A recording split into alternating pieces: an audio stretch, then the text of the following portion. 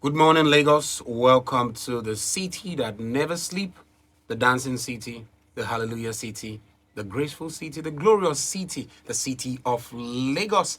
In local parlance, they say, Eko ni baje, o baje, Lagos won't get bad. Lagos is not going to spoil. Lagos, welcome to Property 360 on Top Radio 90.9 FM. We are the station that takes you to the top and stay with you. This is Property 360. We are the grant on the real estate sector in Lagos, in Nigeria, in West Africa, in Africa, and of course, around the globe. My name is Aaron Seth. They call me the king of words. Those who know me call me Brewer number one. Yes, we're going to be taking you on a jolly ride this morning. We're going to go into the news segment with Moturayo Emmanuel Udo. Don't touch that dial. Repatriation of assets linked to former oil minister.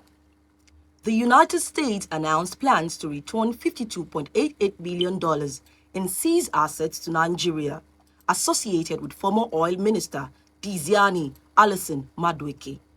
These assets confiscated in 2023 include prime real estate in New York and California.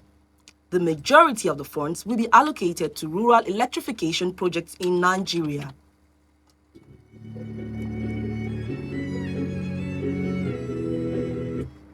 Projections for real estate growth. A recent report by Buy Let Leave indicates that affordable housing and luxury properties are expected to drive Nigeria's real estate growth in the next 3 to 5 years. Approximately 60% of market players identify affordable housing as the primary growth area, reflecting a rising demand for cost-effective housing solutions. Luxury real estate follows, with 21% highlighting its potential, especially in major cities like Lagos and Abuja. Regulations impacting construction costs. New building regulations are leading to increased construction expenses, which in turn are affecting property prices. For example, the cost of essential materials like steel rods has risen due to the need to meet higher standards. These increased costs are often passed on to buyers, resulting in higher property prices. In some cases, developers have increased house prices by as much as 40 to 50% due to these heightened material costs. Is projected to grow by 8% annually, reaching 30 million units by the end of 2025. This surge is driven by a combination of factors, including a 2.5% annual population growth rate, rapid urban migration, and a youthful demographic with increasing household formation rates. As the population expands and more individuals migrate to urban areas, the need for housing continues to rise, putting pressure on the existing housing infrastructure. Rental properties expected to dominate market transactions in 2025. Analysts predict that rental properties, both residential and commercial, will dominate Nigeria's real estate transactions in 2025. Factors contributing to this trend include adverse macroeconomic conditions, rising unemployment levels, rapid urbanization, and a growing population. Our inflation rates, which peaked at 34.6% in November 2024, have eroded consumer purchasing power, making home ownership less attainable for Nigerians. Consequently, there is an increased reliance on rental accommodations, especially in urban centers like Lagos and Abuja. In Lagos, approximately 80% of the population are renters, driven by the city's status as a hotspot for job seekers and its estimated population of 20 million. Thank you for tuning in to Property 360 News, where we deliver the updates shaping the property market. Stay with us for more insights, expert analysis, and opportunities to help you make informed decisions. Until next week, stay connected. Property 360 continues shortly. My name is Moturayo Emmanuel Udo. Welcome back to Property 360 on Top Radio 90.9 FM. Top Radio is the station that takes you to the top and stays with you. And of course, we are the grants on the real estate sector in Lagos, in Nigeria, in West Africa, and of course around the globe. This is Property 360 NG. My name is Aaron Seth, aka Brewer number one. They call me the king of words. Quickly, this morning, Motumari Emmanuel Udo, by the way, thank you. You did great justice Thank to you. the news segment. Thank you for your kind Information words. out there. That's what we do on Property 360. We make sure you are abreast of the facts. And you know what's happening in the world of real estate, especially in Nigeria. I'm not here alone this morning. I'm here with Barrister Kasme Anyang. He's our in-house professional in dealing with real estate issues and legal issues. Barrister, good morning. How are you? I'm fine. Good morning. Good morning, Lagos. How was your weekend, sir? It was good. I just came in from work. Welcome back. Welcome back. Money making man. Moturaya, good morning. How are you? Good morning. I'm full of life. How's family life? My family is beautiful. All right. Property 360 is now on a podcast. You can find us on YouTube at Property 360 NG. But quickly, let's tackle the new segment. Barrister, I'll start with you. Oh, no, I'll start with Moturaya. Okay. Yeah. The Office of Public Affairs, United States Department of Justice, has entered an agreement with Nigeria to release funds that belongs to the federal government. Okay, so the money is being sent back to Nigeria from the United States. The authorities allege that Alison Madueke enriched herself and others while leading Nigerian state oil from firm by awarding contracts in exchange for bribes. So that's the allegation against her. Are we using the word allegedly since Well, it's coming from the Department of Justice of the Well, United States of America? that's what's levied against her. So the U.S. said that the money was then used to buy a 65 million, that's 213 feet super yacht called the Galactica Star Plus, multiple luxury property in California and New York. $55.8 million. Do you know how much that is in the naira? That is 84 billion naira. 716,929,332 naira 00 kobo. We're talking about 84 billion. That's you dividing 1 billion into 84 places. That's a whole lot. That is a whole lot, Barrister. That's a whole lot. If you take a billion and you give to every single person in the world, we still have about 60 something billion left. Why would one person amass that much wealth? But let me start with Barrister. Barrister, you're the legal practitioner. But of course, you're also a professional in the real estate industry. This is going to do a whole lot of good to Nigeria if that kind of money comes into the nation with the inflation that we are currently experiencing, with the the downturn of the economy and all of the problems that we've had. If 84 billion comes into the nation, it's going to shake this nation. It's going to help us do some things that if the money is used for what it's supposed to be used for. And I think that's what the government is going to do, right? Well, I don't know the mind of government, but I'm a very practical person. Previous governments have not shown us any credible thing on what they have used these monies that have been recovered from. So I don't know the mind of this government.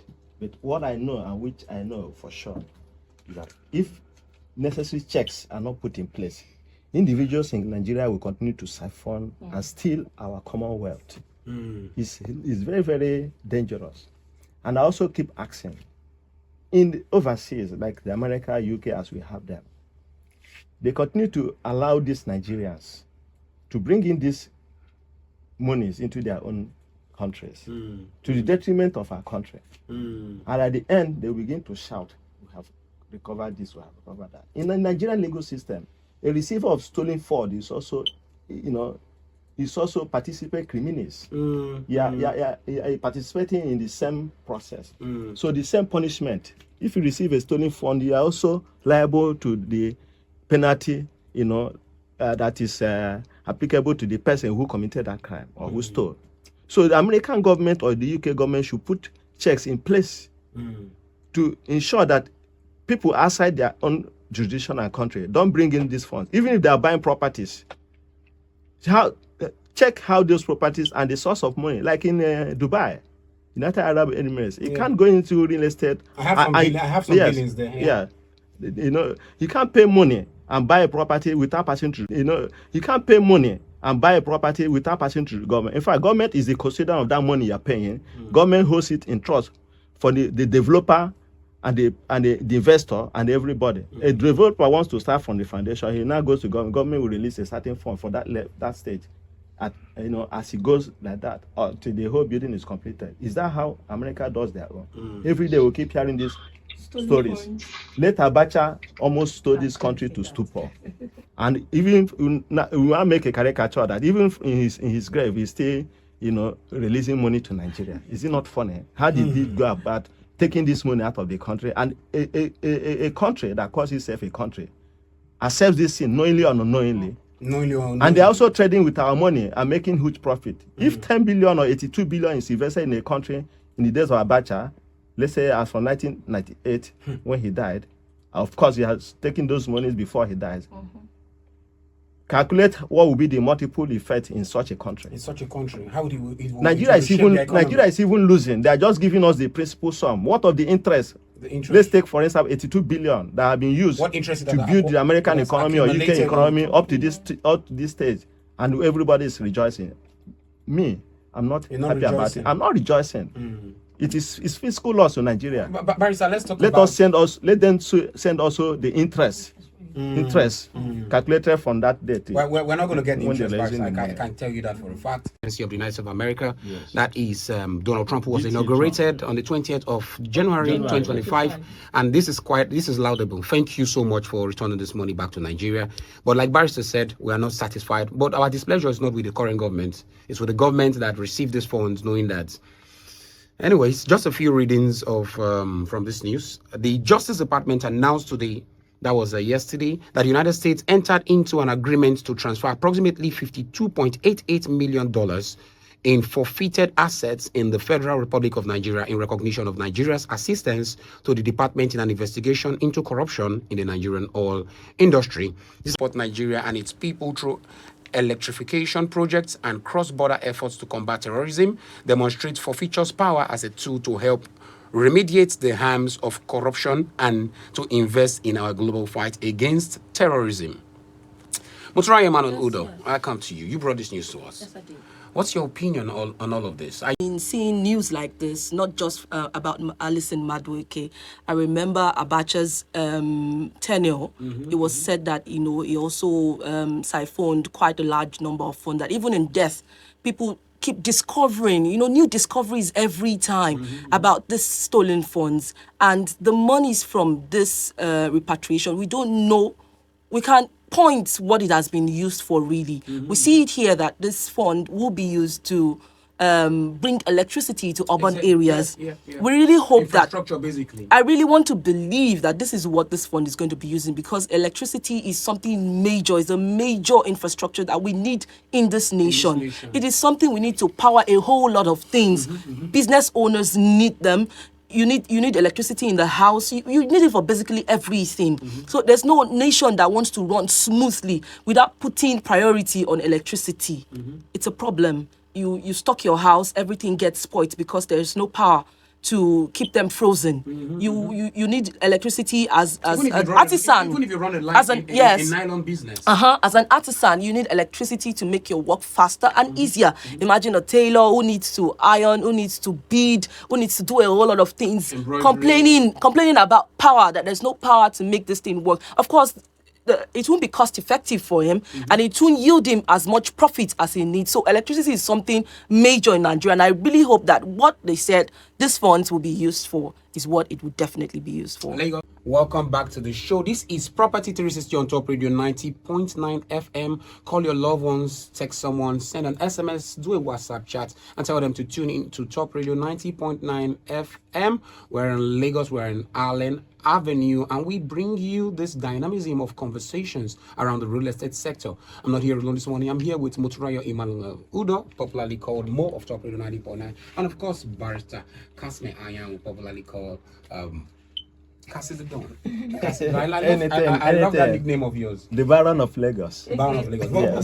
But before we went on that quick break, we started dissecting the news, and we brought the case of the United States of America releasing $55-something million of funds that were sent into the $52.88 million. That's equivalent to about 84-something billion naira in the Nigerian currency. But Barrister, I've got to come back to you. Yes. When that nation, having any knowledge. For instance, let me break it down, bring it up. In Nigeria, under the CBN Act, every financial institutions, especially banks, have a legal duty to report any inflow in the account up to a certain amount. These are checks to monitor money laundering. Even if an individual is transferring above 5 million to somebody, that bank has a duty to report to CBN and EFCC immediately. So the foreign governments like UK, America cannot tell me that they are not aware. The moment that money hits the account in that foreign bank, that bank is reporting to the American government immediately, as it is practiced in Nigeria under the CBN Act. Exactly. So the American government is aware from day one. That money left the shores of Otherwise, they would have Nigeria. sanctioned those banks. Everybody will keep quiet because of the volume of money entering their system. And they were using our money, our commonwealth, to boost their own economy. After boosting the economy, Abacha took over from late President N.S. Shoneko, who ruled for, I think, about 6 months or so. Let's assume 1993. And he died 1998. Within that 1993 and 1998, that is when Abacha moved those monies overseas. He couldn't have moved them from his grave. So let's assume from 1994, 95, up to when these monies are being returned to Nigeria. You can imagine the huge profit the foreign governments have made with our money. If, for instance, Abacha stole that 82 billion, you can imagine in economic terms what 82 billion would have done to American government or UK government or Belarus or anywhere they have hidden this money. At the end of the day, they return that penny, they call 82 billion, and everybody is celebrating. I don't celebrate such news as it is not worth it. It's a good development that Trump has the courage to begin to do this. I love him, and I'll vote for him anytime, any day if I'm opportune to do that. Okay. He's my man, but he should take further steps to ensure that these banks that receive these stolen funds from Nigeria are punished. And their name mentioned, so that the Nigerian government will know where these monies are being moved. Otherwise, even individuals in Nigeria will continue to do that. That's going to be really tough. Nobody will. Barrister, that's going to be really tough. Of course. It's doable. I mean, it's a democratic system. If it was a monarchical system of government, it is possible for one person to take decisions and, not look at what others are going to say. But in the democratic system, you've got the Senate, you've got the House of Assembly. The Senate to pass a lot of bills. Bills have to be passed. Those laws are existing in America. They exist in the Exchequer. They are existing already as we have the CBN Act. You don't need to in their own National Assembly, the Congress, to pass any bill. You can take decisions on your Do you own. think Yes. that the United States will expose that kind of ill to Nigeria? This is what I mean. You said that the banks who perpetrated these atrocities by bringing in, allowing the Receiving these siphoned funds funds. from Nigerians, Do you yes. think that US will name these banks to Nigerians? Do you think they If could they do that? don't name them, that means they are, like as I said earlier, the US government already knows from day one. So it is left for them to come out clean and say, this is how much I received. I doubt they'll do If they want to be honest, why didn't they tell Nigeria from day one, from 1993 or 94, that we have received this amount? So obviously, Yes. one side of my mouth, obviously, There's nothing there to celebrate. it is Trump's government that is so interested in finally letting these funds go. I mean, nobody ever took this decision, but he is taking this It's decision. not only that. So it's going to be difficult for... More will be coming out from that. Okay. Those countries. Thank you. I've interviewed about 152 persons in the last 1 month. Young people between the ages of 25 to 35.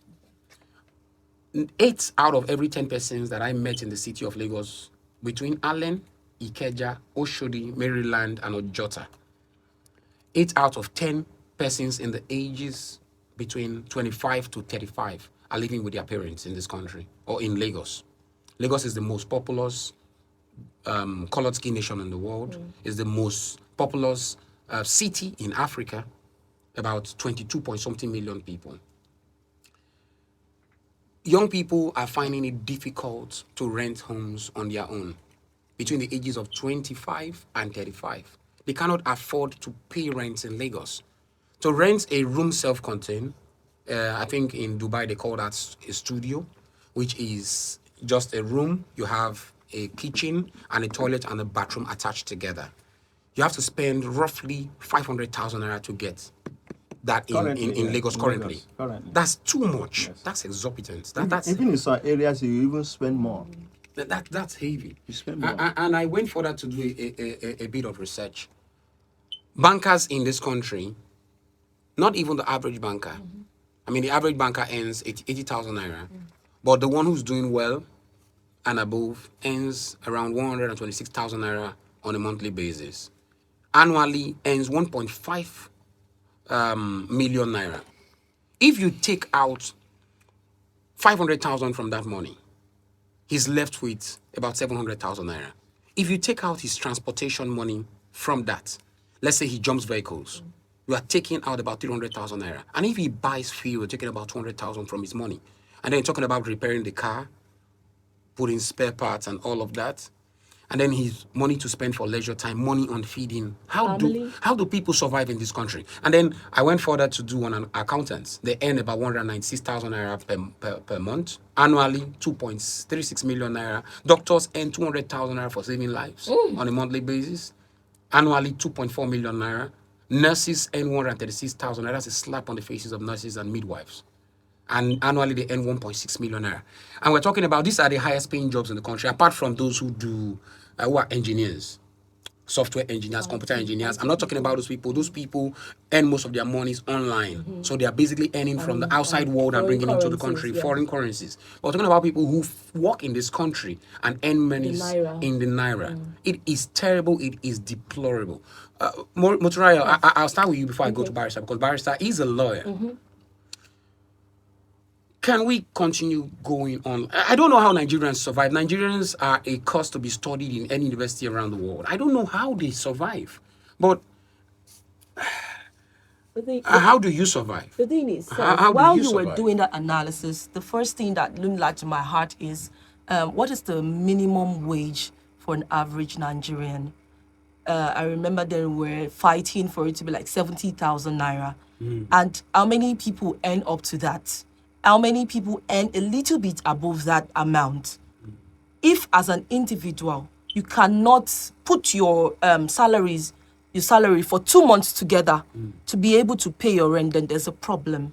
There is no, we can't say that we have affordable housing in Nigeria. You should go back and say that again. Yes, If you cannot, put the cost of your 2 months rent together. If you cannot put your 2 months rent together and be able to get affordable housing, then there's a problem. You're paying someone a salary and the person cannot put this salary together, at least for 2 months. Let's say the least for 2 months together and say, okay, this is the cost of my house rent. This is how much I'm paying for rent. Then there's a problem in this nation because people cannot afford proper housing in Nigeria. Let's take Lagos, for instance. You want to rent just a room. You can't get a room for just 200,000 naira anymore. 500,000. Can you imagine? How many people earn up to that? Do you understand? Before you begin to do repairs, feeding, transportation to and from work, of course, you have responsibilities. Say you have children, you have a wife, the wife is pregnant, you have to take her to antenatal, you have to do a whole lot of things. You asked me that question, how do people survive? I am pushing it to the world now. How are we doing it? How are we surviving? How are we making ends meet? Because this is just something really basic. Place to lay your head. I said this thing last week. It's just something basic that people just need. Nobody's asking for a house with, of course, your house must be beautiful and all of that. But then you just need a place to rent. Just basic accommodation. It's quite expensive. I get really emotional. It is quite I'm quite expensive. emotional right now. Maybe you should tell us how you live in Lagos. Maybe you should tell us 09136973485. 09136973485. You can send us an SMS or WhatsApp message on 08107137559. 08107137559. You can also send a WhatsApp message to my WhatsApp channel at Brewer number 1. That's BREWERNUMBRONE. Spell Brewer, spell number, spell 1. How are you surviving in Lagos? Especially those of you that are not professionals. You're not a doctor, you're not a nurse, you're not an engineer, and these ones are already complaining about the state of their lives in Lagos. What about the bus driver? What about the conductor? What about the market woman who sells pepper for a living? Maybe she's added a machine that grinds pepper and tomatoes for a living. What about the woman who sells foodstuff? How's she surviving? What about the one who sells okrika clothes in Idumota, Lagos, or Oshodi? Yaba. What about the one who sells sleepers for a living? How are you surviving? Call us on 09136973485. Barrister, I'm going to come to you. You are the lawyer, and I did say that the average lawyer in the country earns about around 139,000 naira as a lawyer in this country, because I think we're not being paid enough for the kind of services that we render to the nation.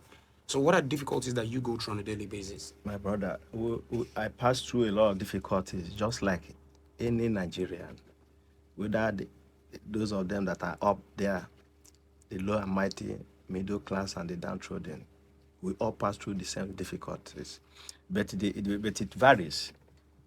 For instance, my greatest nightmare is this fuel. I know how much I spend on buying fuel. To fuel my car is V6 every week. Before, if I fill my tank about 9,500, it can serve me for 6 days or 1 week if I'm moving within Ikeja. Now, if I'm going to Lagos Island from Ikeja, I have to buy fuel of 50,000 to be sure. Just Lagos. From Ikeja to Lagos Island. Otherwise, I will enter BRT. If I'm driving myself alone, going for something that is not worth it, I'll enter BRT. It doesn't make any sense driving and burning 50,000 when you can spend less than 5,000 and go there and come back.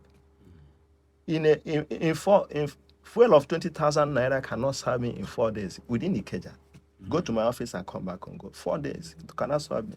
So it's very horrible. So we spend a lot of money buying petrol to fuel our cars. I wonder how much those of them that use V8 spend. So an average Nigeria is going through a burden on our shoulders. Economic terms, everywhere, both at home, in the office, in the village. Those of them in the village are even worse off because they don't even have that cash. I was in the village last week. I went for a matter in Owerri. I just came back yesterday. I know what I saw in our villages. People are suffering. Nigerians are going through hell in their own fatherland. It's not worth it. In the other developed countries like Canada, even babies own homes. That's why they say Canada is the most comfortable place to live in the world, where people own homes, even more than America. Why? Because government has put structures. The system has been built in to help people. And when you say, can beat your chest and you say you love your fatherland, there must be something the government is giving you that will make you have that moral to say that. Americans fly their flags high. The system supports them. The government supports them. There's nothing the government is doing for us. They build roads and they do this, they begin to tax you.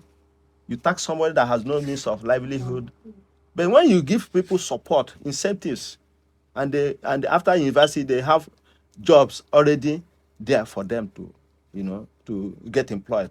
They would die for their country and be happy that they are Nigerians. There's nothing to give here compared with what is obtainable in other systems.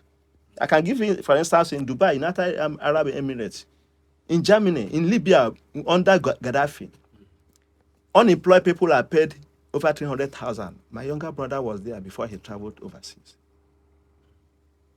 Libya had only one central bank in Tripoli. Whether you are employed or not, you are paid unemployment fee. So Libyans don't even care traveling outside the shores of Libya. Their dinar was compared at par, even of value than American dollar.